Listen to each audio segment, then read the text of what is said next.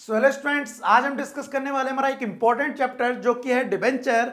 Accounts में होता क्या है, नॉर्मली आप कंपनी में लोग शेयर पे तो ध्यान देते हैं बट डिबेंचर पे ध्यान नहीं देते, जस्ट बिकॉज वो कहते हैं कि शेयर की तरह ही है। लेकिन आपको बता दूं कि डिबेंचर का एक क्वेश्चन अलग से आता है जिसमें आपको रिडेम्पशन के बारे में जनरल एंट्री पास करनी पड़ती है, बट रिडेम्पशन की एंट्री करने के लिए आपको इश्यू ऑफ डिबेंचर आना जरूरी है। तो जरूरी है, तो चलिए आज शुरू करते हैं। मेरा नाम है रवि कश्यप और आप देख रहे हैं आईटी क्लासेस की 95 प्लस सीरीज।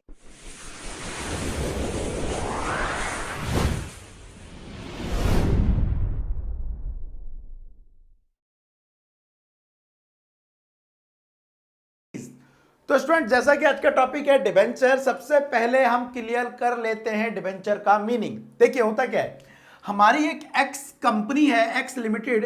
एक्स कंपनी को क्या कहते हैं, उसने 1 करोड़ के शेयर इशू किए थे, 1 करोड़ के, ठीक है। और एक था शेयर 10 रुपए का, तो कितने शेयर इशू करे होंगे, 10 लाख शेयर इशू करे होंगे, 10 lakh shares at the rate 10 each.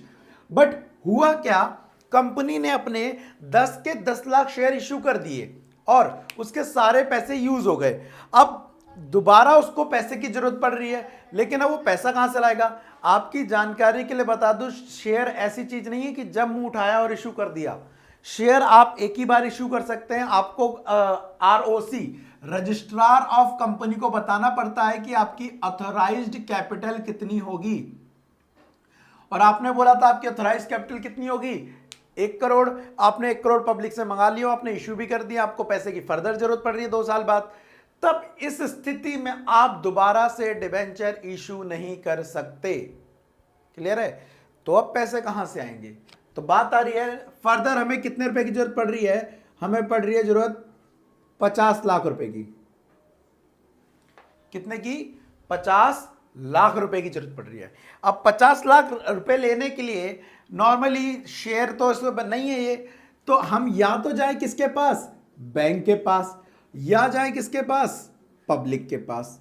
अब बैंक के पास जाते हैं तो यहां पर हाई रेट ऑफ इंटरेस्ट झेलना पड़ेगा एक तो, दूसरा एक ही जगह से पूरी लायबिलिटी होना बहुत ज्यादा रिस्की हो जाता है।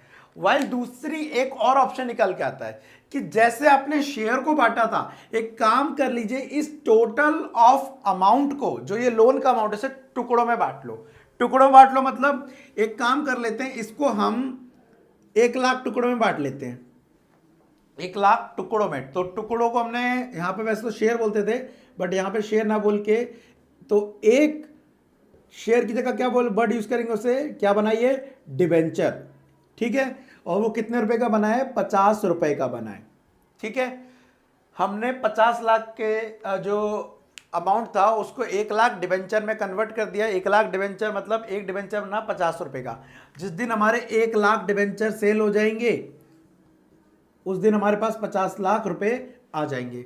बात आ रही है लोग क्यों खरीदेंगे आपके डिबेंचर, मींस पब्लिक खरीदेगी, लेकिन क्यों खरीदेगी, जस्ट बिकॉज जहां पर ये बैंक इंटरेस्ट मांग रहा था 15% लोन पर, पब्लिक को आप 9%, 10% पे ये दे देंगे। अब एग्जांपल के लिए हमारा एक राजू है जिसने क्या करा, इस एक्स कंपनी के डिबेंचर खरीद लिए और कितने खरीदे, 400 खरीदे, और पे कितना करा होगा ईच उसने, 50 रुपए का एक डिबेंचर था, 400 डिबेंचर उसने खरीदे, तो कितने उसने खर्च करे, 20,000 रुपए। अब इस पे ध्यान रखना, हमेशा डिबेंचर के आगे कोई परसेंटेज जरूर लगी होगी। 9% डिबेंचर, 10% डिबेंचर, 20% डिबेंचर, 20 वैसे जाएगा नहीं, 9, 10, 12 ऐसी रहेगा। तो यहां दिया है 9% डिबेंचर। इसका मतलब यह है कि जिन लोगों ने 9% वाले डिबेंचर खरीदे होंगे उन लोगों को ब्याज मिलेगा 9% का, ठीक है। तो राजू ने 20,000 का क्या लिया है, डिबेंचर लिया है। अब उसको एंड ऑफ द ईयर या 6 महीने बाद क्या मिलेगा, ब्याज। मान अगर 6 महीने है तो 6 महीने का निकाल लेना, अभी हम पूरे साल का निकाल लें। तो राजू को ब्याज कितना मिलेगा, 20,000 का रेट क्या है, यहां पर 9%, ठीक है। कितना आ गया आपका, 1800। मींस उसे हर साल एक्स कंपनी की तरफ से 1800 रुपए का ब्याज मिलेगा। अब समझना जरा क्या हुआ, कंपनी ने कितने रुपए लिए थे पब्लिक से? 50 लाख, जिसमें से राजू ने दिए और कई सारे लोगों ने दिए होंगे। कंपनी ने कहा कि हम ये आपसे पैसे ले रहे हैं 5 साल के लिए और 5 साल बाद आपके पैसे लौटा देंगे। सबसे पहली चीज, एक और चीज समझ लीजिए आप, यहां पे एक टर्म्स आती है रिडम्पशन। क्या है टर्म्स का नाम? रिडम्पशन। ये रिडम्पशन का मतलब होता है, आज तो कंपनी ने आपसे पैसे ले लिए, आप पब्लिक है, मैं कंपनी हूं, मैंने कहा जी ये लो डिवेंचर और मुझे पैसे दे दो, दे दिए। अब मैंने कहा कि आप जो पैसे वापस लेने आना 5 साल बाद आना। अब आप मेरे पास 5 साल बाद आने, जी आपने हमसे पैसे लिए थे और हमें डिवेंचर दिए थे, हमारे पैसे वापस कर दो। तो मैंने कहा ठीक है, मेरे डिवेंचर वापस दो और ये लो आपके पैसे। तो जब कंपनी पैसे रिटर्न कर रही है डिवेंचर होल्डर्स को, ठीक है, उस सिचुएशन को बोलते हैं यहां पर क्या हम? रिडम्पशन। जब कंपनी पैसे रिटर्न कर रही है डिवेंचर होल्डर को, तो उस सिचुएशन को बोलते हैं हम यहां पे क्या? Redemption of debenture. क्लियर है? तो जब तक रिडम्पशन ना हो डिवेंचर की, कंपनी को क्या देना पड़ता रहता है? ब्याज, मींस इंटरेस्ट लगातार पे करते रहना पड़ता है। तो बेसिकली पब्लिक की नजर से देखते हैं तो फायदा है, क्योंकि अगर आप बैंक में डिपॉजिट करेंगे ना 20,000 रुपए, तो आपको साल का 4% ब्याज मिलता है बैंक से, 3 से 4% का, ठीक है। और एफडी करा दो तो 5 से 6 में चले जाइए अगर अच्छा बैंक हुआ तो। लेकिन आपको डिवेंचर में इन्वेस्ट करने पे कितना मिल रहा है ब्याज? 9 से 10%। तो पब्लिक के लिए भी फायदा है, 3-4 एक्स्ट्रा परसेंट का ब्याज मिल रहा है किसमें? कंपनी में, एज कंपेयर टू बैंक। तो पब्लिक एक ऐसी जगह पैसा लगाना चाहती है जहां पर क्या उसे फायदा हो। और दूसरी चीज, जनरली क्या होता है, ये वाले जो ज्यादा डिवेंचर होते हैं वो सिक्योर्ड होते हैं। सिक्योर्ड का मतलब क्या होता है कि जब भी कोई कंपनी 50 लाख, एग्जांपल ले रहा हूं, 50 लाख रुपए उधार ले रही है पब्लिक से, तो उसे अपने 50 लाख के असेट्स गिरवी रखने पड़ते हैं। जिसका अर्थ यह हुआ कि अगर इन केस कंपनी अपनी लायबिलिटी पे नहीं कर पाई 50 लाख, तो उन असेट्स को सेल करे, वो जो पैसा आएगा वो पब्लिक को दे देगी, आपको दे देगी। क्लियर है? दूसरी चीज, कंपनी को सबसे पहले जो प्रॉफिट होता है वो सबसे पहले देती है किसको? डिवेंचर होल्डर्स को।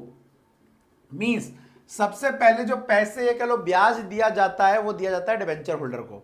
उसके बाद जब पैसे बचते हैं तो दिया जाता है प्रेफरेंस शेयर होल्डर को।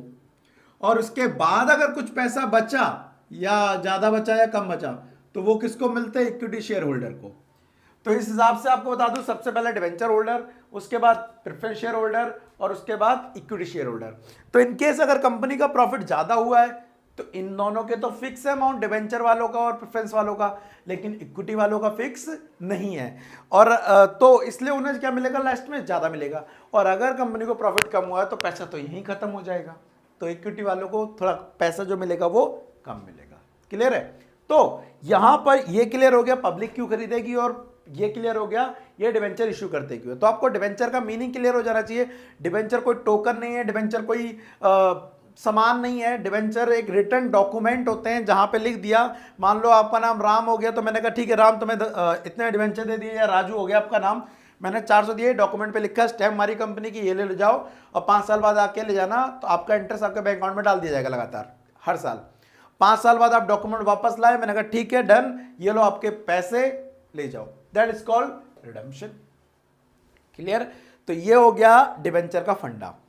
अब समझते हैं डिवेंचर कैसे इश्यू किया जाएगा, मींस कैसे मिलता है। तो बेसिकली जैसे शेयर की ट्रीटमेंट थी वैसे ही डिवेंचर की ट्रीटमेंट है यहां पर। क्या कि आपको डिवेंचर और शेयर में एंट्री एक जैसे करनी होती है, बस नाम चेंज हो जाता है। एंट्री क्या हो जाती है? एक जैसे करनी होती है। कैसे?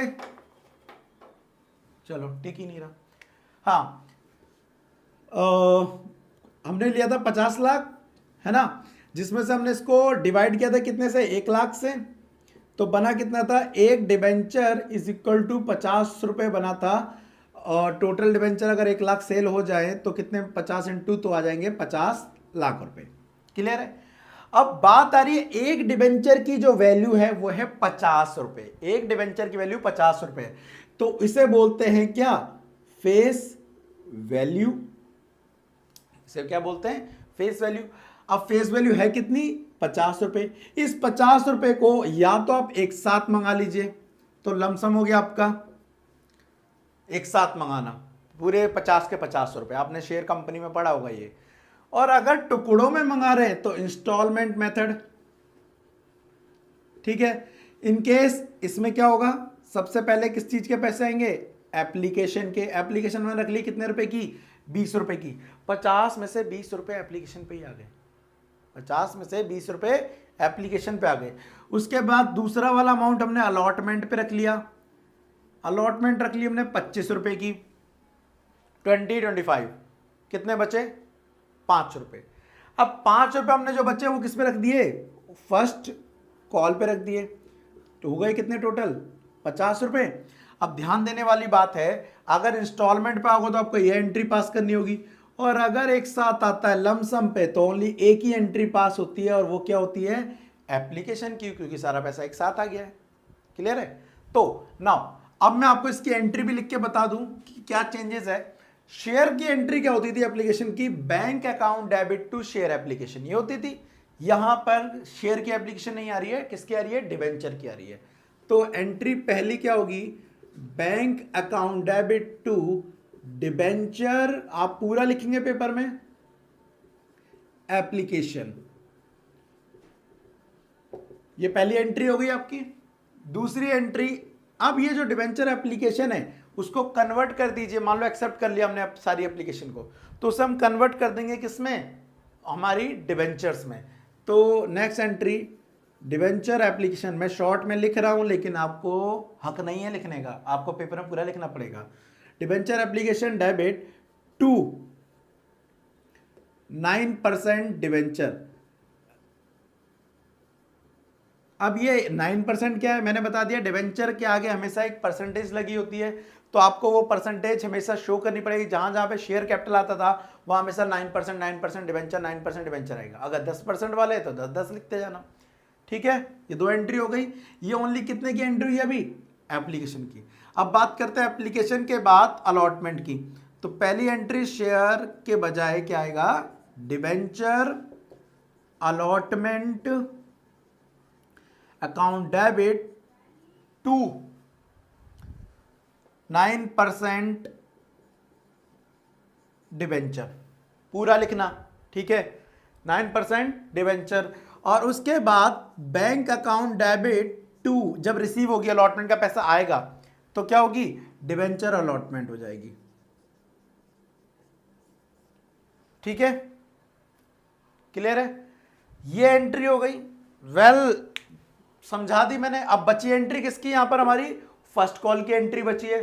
तो अगर आप पढ़ रहे होंगे और अगर आप वीडियो को ध्यान से सुन रहे होंगे तो मेरे हिसाब से आप फर्स्ट कॉल की एंट्री और सेकंड कॉल छोड़ो, फर्स्ट कॉल की, ड्यू की और रिसीव की एंट्री बना सकते हैं।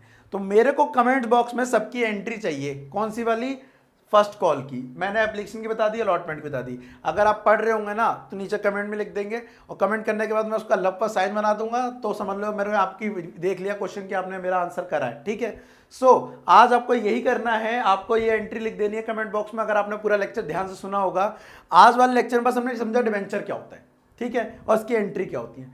अगली क्लास में हम डिस्कस करेंगे इसका प्रोराटा भी, और मेन डिस्कस करेंगे जब एंट्री पास की जाती है at the time of issue and at the time of redemption मान के, तो एंट्री कैसे होती है। ठीक है, तो वेल आज के लिए इतना ही। इससे रिलेटेड अगर आपको कोई भी डाउट आ रहा है, कोई भी सेशन आ रहा है, कमेंट्स बॉक्स में लिख देना, साथ ही इसका आंसर भी कर देना। ठीक है, मिलते हैं अगली क्लास में। आज के लिए thank you, tata and bye bye.